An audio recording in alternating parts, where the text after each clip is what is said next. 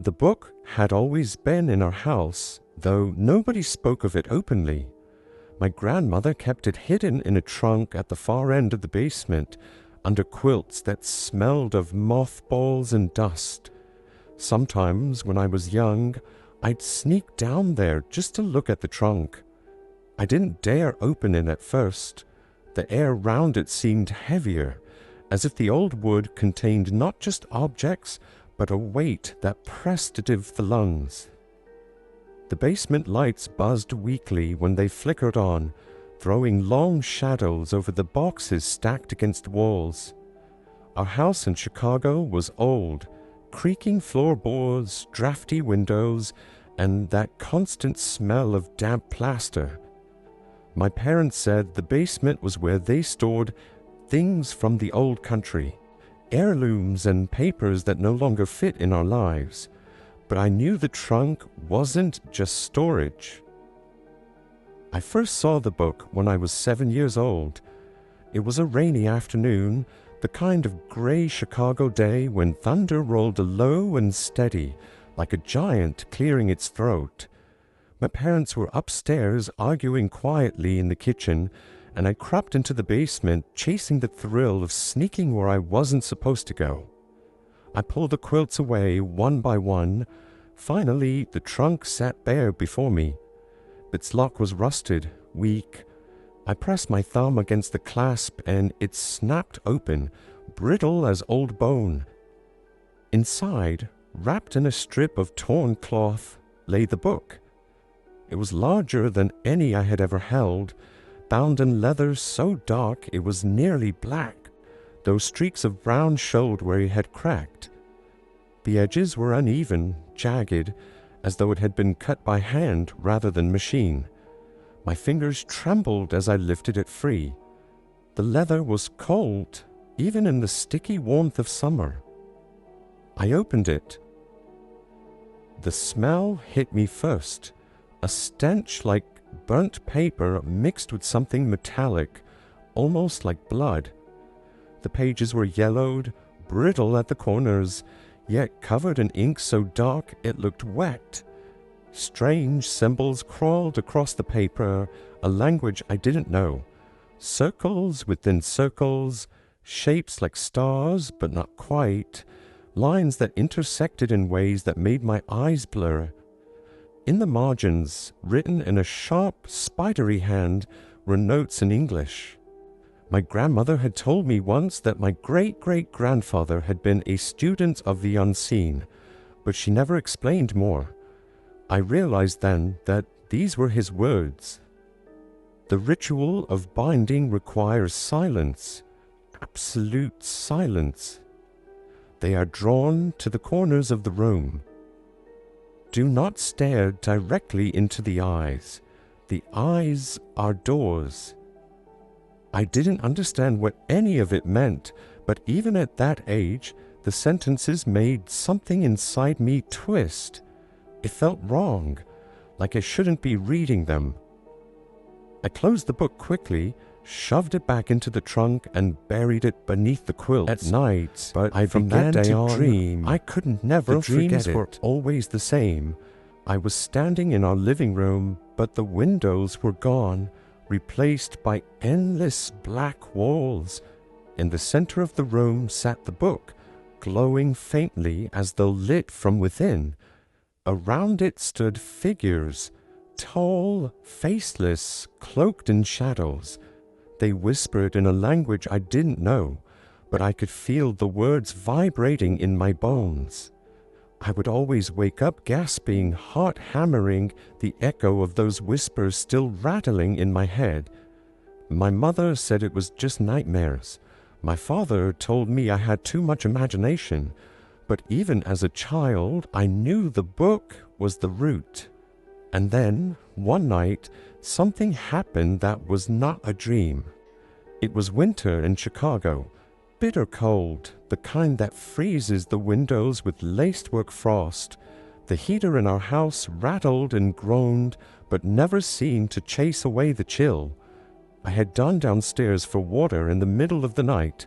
The house was silent, except for the ticking of the old clock in the hallway. As I passed the drawing room, I froze. There, kneeling on the carpet, was a man. He was old, though his back was straight and strong. He wore a long white robe, spotless, glowing faintly in the dim light that spilled through the window. His hands were folded in prayer.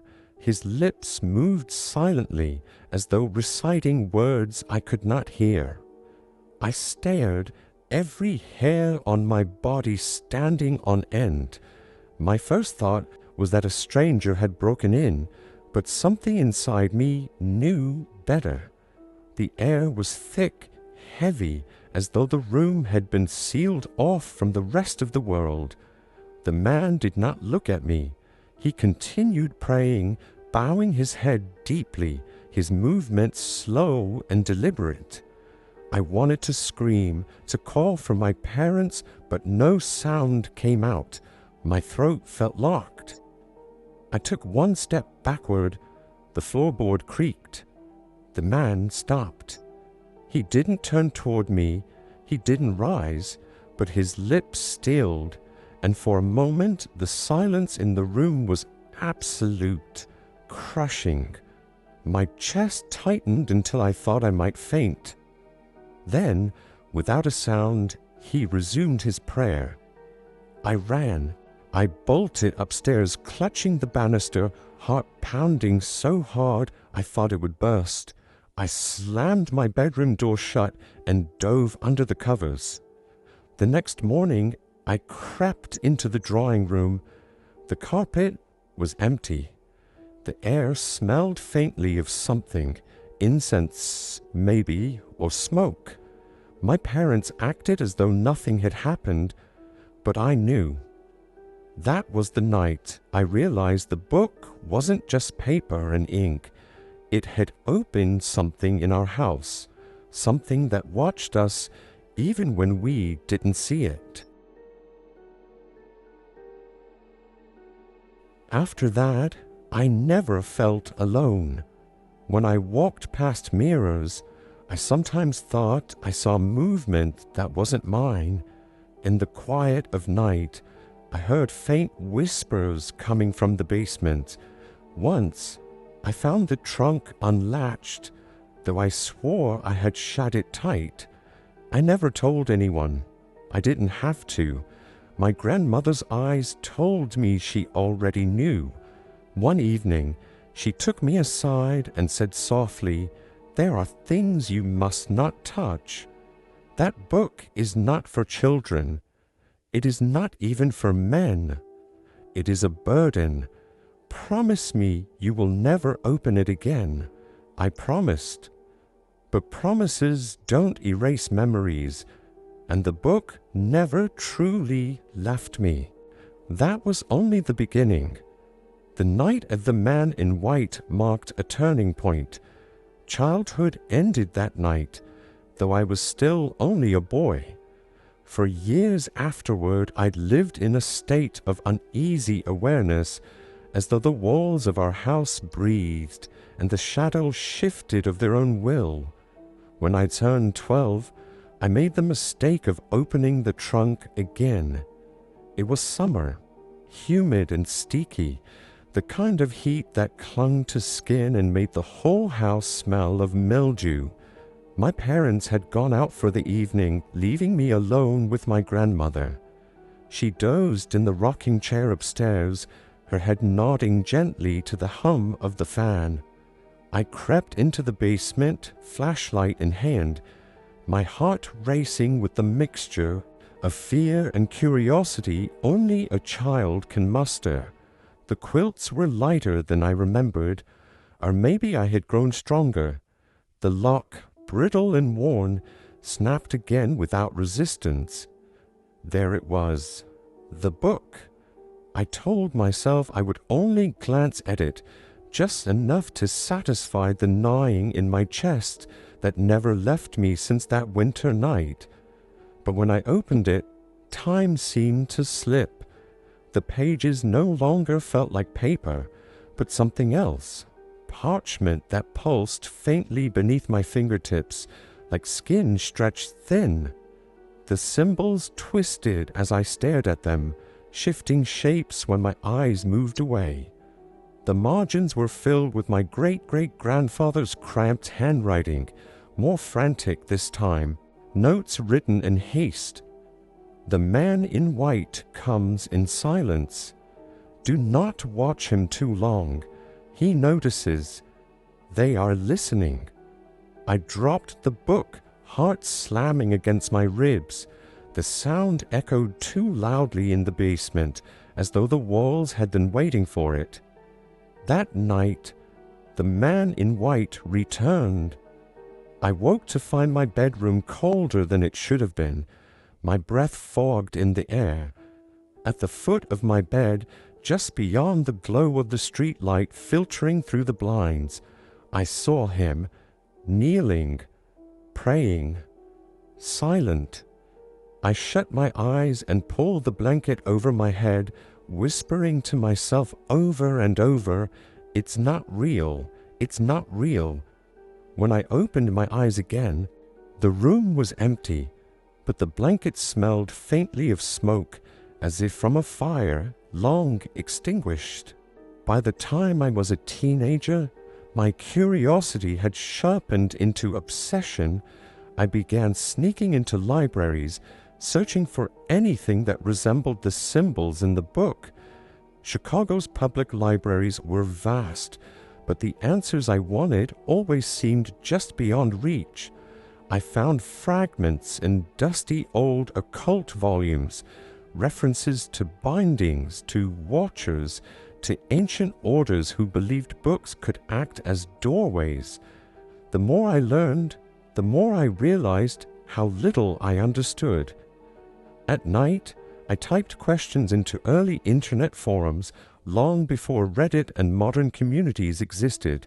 I stumbled into chat rooms where people whispered about secret societies, the Freemasons, the Templars, groups who claimed knowledge passed down from centuries.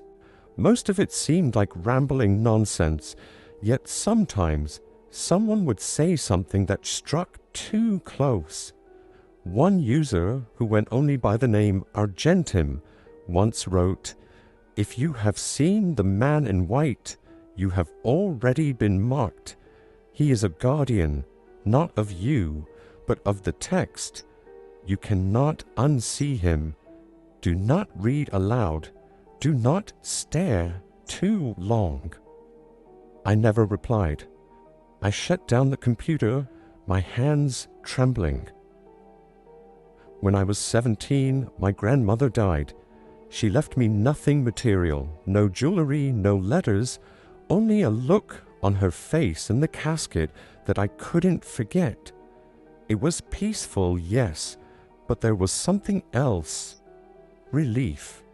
As though she had carried a burden her whole life and finally laid it down. After the funeral, I asked my father what would happen to the trunk in the basement. He gave me a strange look and said, "Don't worry about it. Some things don't belong to us anymore." The trunk was gone the next day. I never saw it again. But the book never really left me. When I turned 21, I moved to New York for college. Chicago was behind me, but the shadows of my childhood traveled with me. In the bustling city, I thought I could drown them in noise and neon.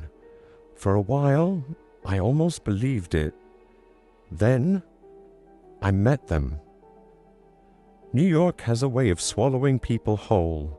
The noise, the rush, the endless hum of ambition. It drowns out quieter voices, the whispers you carry with you. For a while, I thought the city might cure me of my childhood shadows. I buried myself in school and work and the chaos of skyscrapers and subways. But silence has a way of finding you, even in the loudest place on earth. It started with the conversation at a small cafe on the Lower East Side. I was reading a battered book of essays on medieval mysticism, the kind of thing nobody ever notices, except someone did. A man at the next table leaned over. He was tall, his hair streaked with gray, though his face seemed younger. His suit was simple, but perfectly tailored, and his eyes, dark, steady, unsettling, locked on me like he had been waiting. "You're not just reading that for class, are you?" he asked. I hesitated. "No, I guess not." He smiled, not warm, not friendly, but knowing. "There's a group you might be interested in.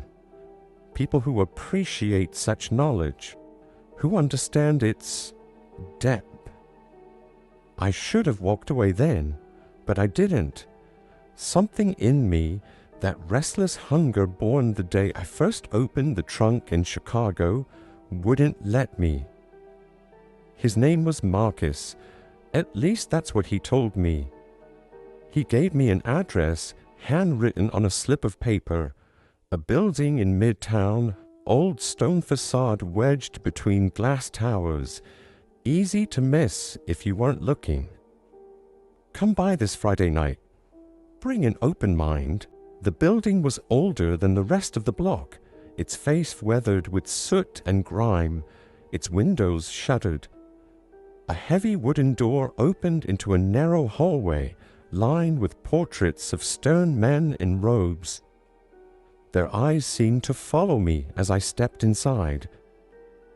Marcus met me at the entrance, clapping a hand on my shoulder. "Welcome. Don't be nervous. You're among friends here." But the air was thick, humid, despite the winter chill outside. Candles flickered in sconces along the walls, their smoke coiling upward like fingers. I followed Marcus down a corridor and into a large hall. The floor was black and white checkered tile, polished to a mirror shine. Heavy black curtains draped the walls, swallowing sound. At the center of the room stood an altar draped in crimson cloth. Upon it, a brass candelabrum burned with tall, steady flames. Around the altar stood men and women in robes of deep blue and black. Some wore masks shaped like animals, a goat, an owl, a serpent. Others stood barefaced, their eyes solemn. My stomach tightened. I recognized one of them instantly, a local councilman whose face had been plastered on campaign posters across the city. Another was a pastor I had once seen preaching on television. They glanced at me, then turned back to their circle. Marcus leaned close and whispered, "Watch, learn, but do not speak." The ceremony began with chanting. Low at first, then rising, words in a language I couldn't place. It wasn't Latin, though it carried that same ancient cadence. The voices wove together, filling the chamber until the walls themselves seemed to vibrate. One of the robed figures stepped forward, pulling back his hood. He was older, bald, his face sharp and angular. He raised his hands and the chanting ceased. "Tonight," he said, his voice carrying with impossible strength, "we open the path." He gestured to the altar. Another member brought forth a book, bound in leather dark as night. My breath caught. It was the same book. No, not the same, not exactly. The leather was smoother, the size different, but the sigils etched into the cover were unmistakable. The same sigils I had seen as a child in Chicago, the same that haunted my dreams. They placed it on the altar and opened it. The candelabre's flames bent inward as if drawn to the pages. The chanting began again, and then I saw him. At the far end of the hall, beyond the circle of robed figures, a shape flickered. For just a moment I thought my eyes were playing tricks in the candlelight, but then it sharpened. The man in white. He knelt, head bowed, hands folded in prayer. My chest went cold. I wanted to shout, to demand if anyone else could see him. But no one reacted. No one looked his way. I staggered back. Marcus's hand gripped my arm. His eyes were calm, steady. "Don't be afraid. He is a witness, nothing more." But I knew better. The man in white lifted his head. For the first time in all the years since I had seen him, his eyes met mine. They were not human. They were endless, black as ink, reflecting nothing. I tore my gaze away, heart pounding, bile rising in my throat. When I looked back, that night I barely slept. My mind reeled with what I had seen. The book, the ritual, the man in white. The next morning, I told myself I wouldn't go back. I would cut ties with Marcus, with all of it. But curiosity is a cruel master. A week later, I returned. The second ceremony was worse. This time, they did not only chant, they enacted something. A performance, a ritual that felt older than language itself. They drew symbols on the floor with chalk, circles within circles, lines intersecting at impossible angles. They spoke words that seemed to twist the air. And the book pulsed. I swear it did. The pages glowed faintly, as though light bled through from another world. The man in white appeared, again, not once, but 3 times, in the corner of the hall, in the reflection of a mirror, kneeling near the altar, always silent, always watching, and always looking at me. By the end of the night, I could no longer convince myself I was only an observer. I was part of this, whether I wanted to be or not. Afterward, Marcus walked me out into the cold New York air. "You've seen much already," he said, "more than most outsiders ever glimpse." "Outsider?" I asked. He smiled faintly. "Not for long." I wanted to argue, to tell him I wasn't one of them, but the words wouldn't come. Deep inside, I already knew. The book had marked me long before I ever set foot in their lodge. The third ceremony was the one that broke me. I told myself I wouldn't go, that I'd cut Marcus off, change my number, transfer schools if I had to. But when Friday came, I found myself walking down that narrow midtown street, my breath clouding in the winter air, drawn as though by invisible strings. The door opened before I knocked.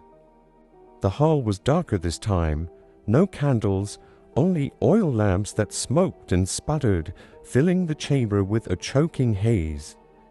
The air was thick, metallic, as though blood had been spilled here long ago and never washed away. The book lay open on the altar. Its pages seemed alive, curling and uncurling, as if stirred by a wind no one else could feel. The robed figures formed their circle. The chanting began. Deeper now, harsher. The rhythm pounded like a heartbeat. Marcus guided me forward, not to the edge of the circle, but into it. My body stiffened. "No," I whispered. "I'm not." "Hush," he said, his voice calm but firm. "It's time." I looked around, panicked. Their faces were hidden, their masks glinting in the lamplight, but their eyes, I could feel their eyes on me, watching, waiting. The old man with the bald head raised his hands. His voice thundered. The mark has been carried from child to man. The witness stands among us. They all turned to me. My throat closed, my knees weakened. And then he appeared, the man in white, but this time he did not kneel. He stood. He rose slowly from the corner of the room, his body pale and blinding in the dim light. His robe dragged across the floor, leaving no sound, no mark. His face was smooth, blank, expressionless, until his mouth opened. No sound came out, not at first, only silence so deep it pressed against my skull. Then, like a crack in the world, a voice filled my head. The book is not theirs, the book is not yours, the book is the door. I clutched my ears, but it was inside me. His voice wasn't sound, it was thought, sharp and cold, slicing into my mind. The chanting grew louder, the robed figures swaying. The book on the altar glowed, its pages shimmering with symbols that crawled across the parchment like insects. The man in white lifted his hand. He pointed at me. The air collapsed. The floor buckled beneath my feet. The black and white tiles warped, spinning, spiraling inward. The altar shook, the flames of the lamps whipping sideways as though a storm had erupted inside the hall. And in the heart of it all, the book. Its pages stretched wide, wider, impossibly wide, until it was no longer a book, but an opening, a hole in the world. I saw darkness beyond it, not empty darkness, but something alive. Shapes that twisted and writhed, tendrils reaching outward. Whispers and languages older than stone slithered through the air. The man in white stepped forward to me, his finger still raised. You have opened it. You must choose. Choose what? I screamed. My voice sounded small, swallowed by the roaring silence. Step through, or remain their prisoner. The robed figures raised their arms, chanting faster, louder, their voices merging into a single monstrous tone. Marcus's hand gripped my shoulder harder, this time, his voice urgent. Poe, this is what you were born for. The floor tilted beneath me. The pull of the opening grew stronger, dragging me towards the altar, towards the void inside the book. I dug my nails into the tile, my body trembling, my mind split between terror and temptation. On the other side, perhaps there was answers, perhaps there was truth, perhaps there was escape. But I remembered my grandmother, the look on her face in the casket, relief. She had carried this burden and laid it down. I couldn't. I wouldn't. No, I shouted, forcing the word through clenched teeth. I won't go. The man in white tilted his head, his expression unreadable. The void shuddered. The pool faltered.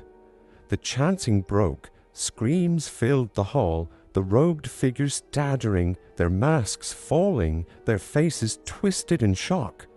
The book snapped shut with a thunderous crack. And the man in white, he was gone. The floor stilled, the lamps flickered, smoke hung heavy in the air. When I looked up, Marcus was gone too. I left New York the next day. I packed what little I owned and boarded a bus heading west with no destination in mind. But distance means nothing. The book is gone, the trunk is gone, the lodge, the rituals, Marcus, all gone. But sometimes when I close my eyes, I see him, the man in white, kneeling, silent, watching. And in my dreams, I hear his voice again. The book is the door.